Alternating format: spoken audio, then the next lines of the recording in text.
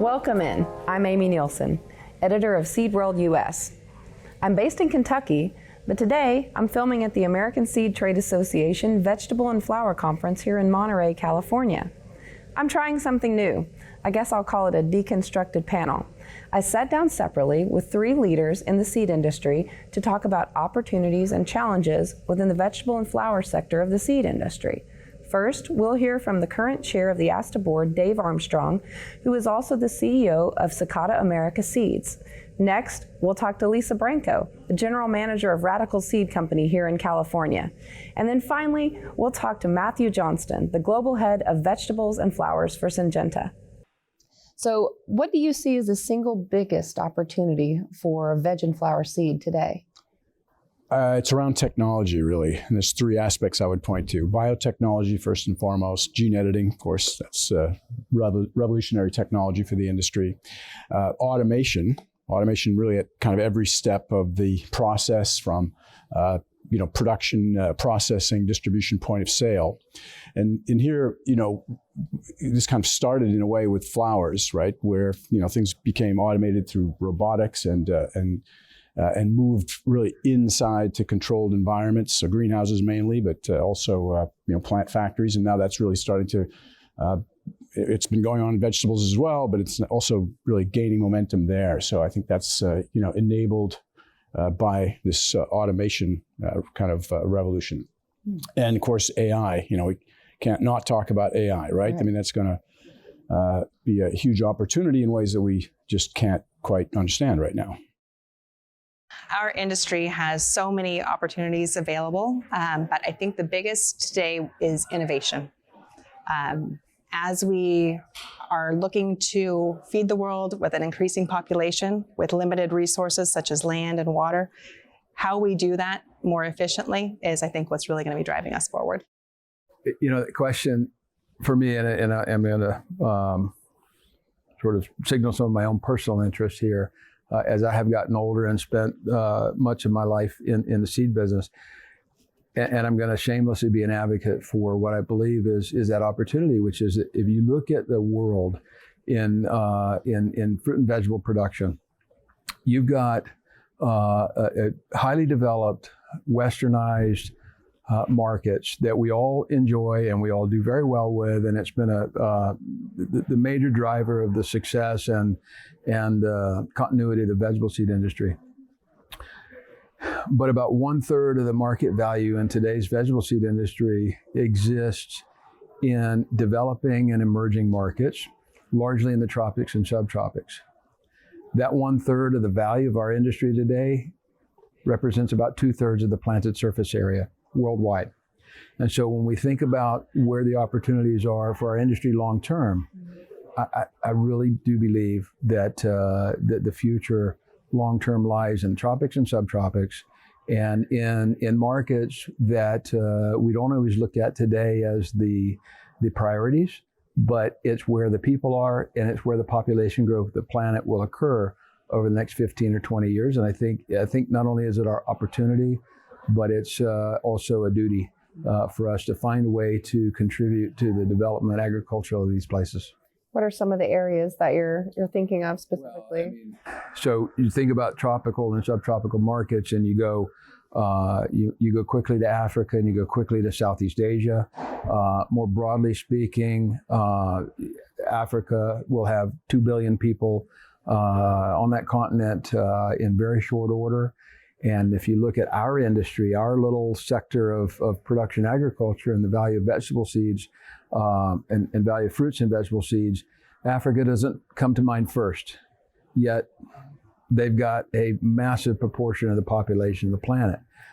If you then, by extension, continue into developing areas, most of us are active in India and South Asia. It's a huge market already, but also massive population and significant need for further investment and further development. So broadly speaking, I'd say those are the real important areas for development in the future.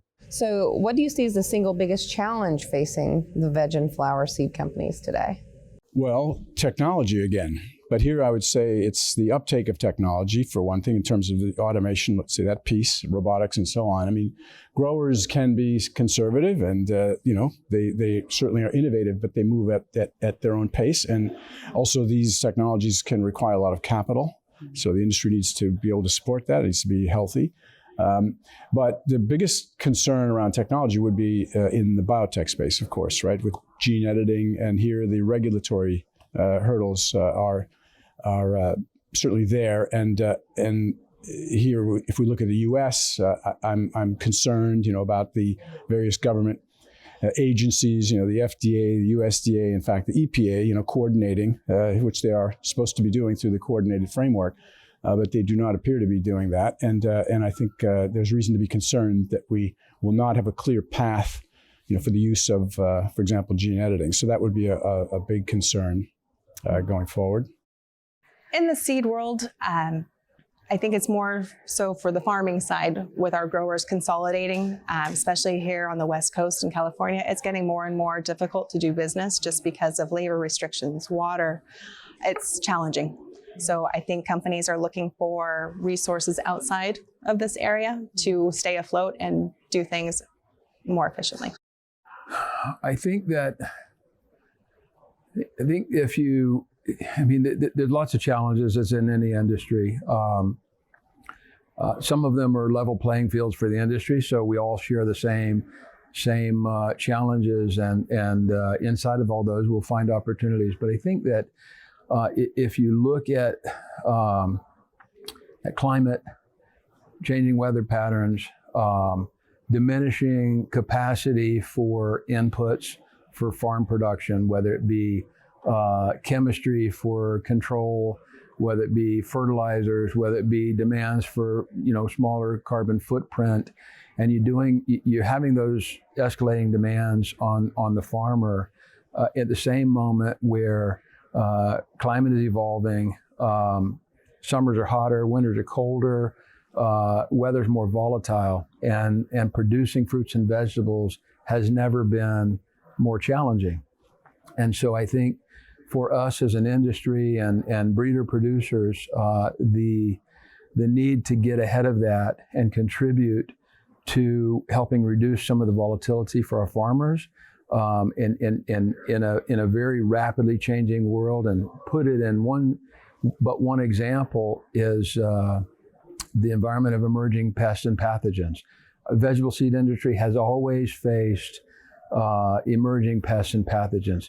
But if you look at the curve and the evolution, we're seeing more frequency with more pathogens, with more impact, more rapid advancement, and that puts huge pressure on our farmers, but it puts huge pressure on the industry to stay ahead of that and innovate so that we can help keep our customers ahead of those challenges. So I think in summary, that big basket of climate evolution and diminishing resources and availability is the biggest challenge we've got. So the veg and flower seed market is way more segmented than row crops, for example. So do you expect that to change over the next 5 to 10 years? I would expect it to, if anything, increase, Amy, right? I mean, vegetable and flower are consumer facing. Consumers love novelty. They want the new thing. We will endeavor to give them the new thing, right? And kind of going back to the technology, that to the extent that things, again, like gene editing, biotech, markers, and so on, will accelerate product development, that's just going to make it easier to bring, newer products faster to the market. So I think the segmentation is going to probably only increase over time. And that's not a bad thing.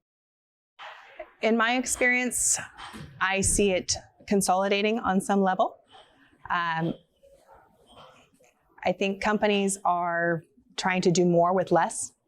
So again, taking it to that level where you do have to consolidate to make things efficiently or do things efficiently, pencil out. I think there's going to be a lot more buyouts in companies. I think a lot of the smaller companies are struggling to stay afloat for sure. Personally, I don't. We see cases where we've seen consolidation and we've seen farmers get much larger in many places. But even if you've got a large consolidation of farmers, take the United States, and we're here in Monterey, and best example is move over the hill into Salinas Valley, and you've got mega farmers. We've got farmers in Salinas Valley that are bigger nearly than anyone could imagine a corn or soybean grower producing. They're huge organizations, yet they face the same challenges as smaller farmers do, because they're farming on lots of places and lots of plots of land and lots of microclimates and lots of challenges in each place. And so you never escape the sort of hyper fragmentation of our industry, with the starting point being the multitude of microclimates and growing environments and soil types that the vegetable industry has to contend with. It's the same for the seed industry as it is for our farmers. I don't see that ever changing. No matter how big you get, it actually gets more complicated to produce in large farms.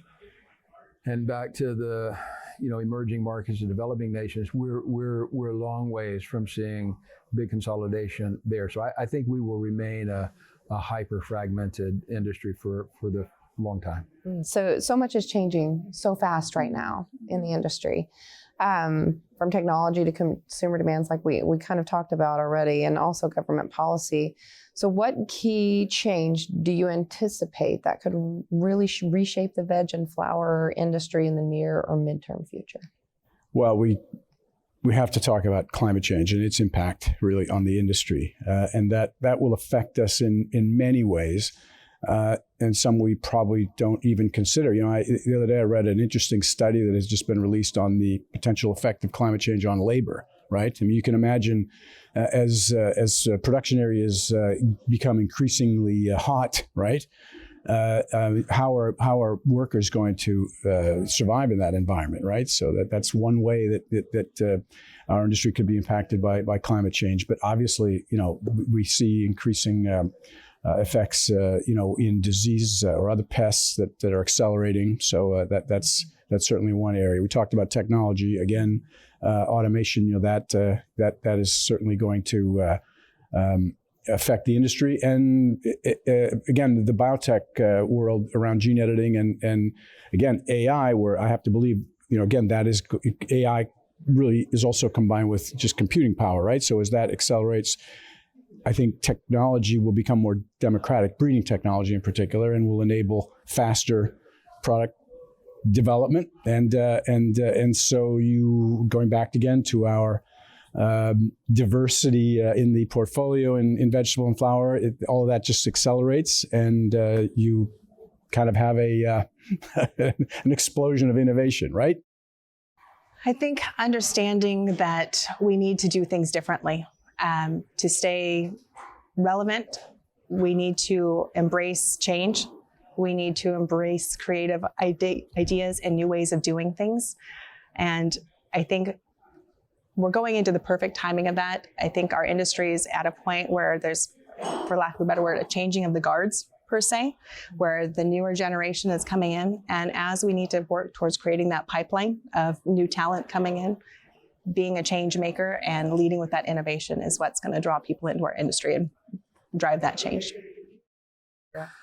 Well, I think this we've talked about the opportunities of emerging markets and developing nations, tropical and subtropical markets, and emerging pathogens creating more pressure on innovation.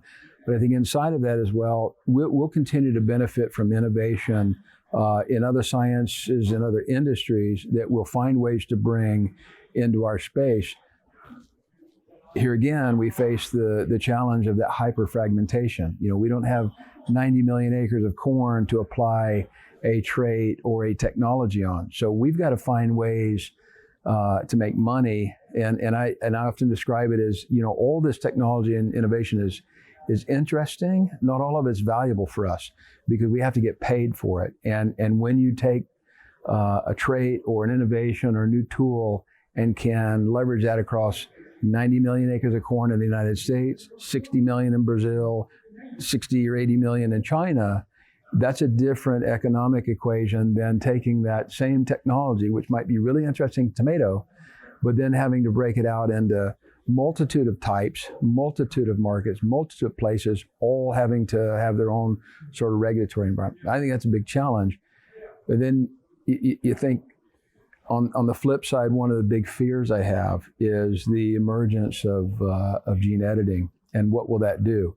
For all the potential it brings to us for more rapid innovation and development of varieties and advancement of varieties in our space, because of the nature of the technology and the things that it can do, and the things that come with it, it brings an element of risk to our industry that, when you think about the investment we all make in research for the purpose of creating innovation, we protect that innovation with IP rules and regulations and ownership, in order that we can make a return on our investment. Gene editing is a tool, irrespective of the regulatory environment right now that we're facing in Europe and acceptance in other places. If we risk losing our IP because unscrupulous actors use a technology to duplicate what we've invented, and you can't identify and know that it's there, there's an enormous risk for our industry, and ultimately there's an enormous risk for our farmer customers, that if our investment in research is at risk because we can't protect it in order to make a return on the investment, our customer will ultimately suffer, because the industry will not be able to invest in research for further development. That, for me, is one of the big sort of watch outs and red flags with the innovation landscape right now.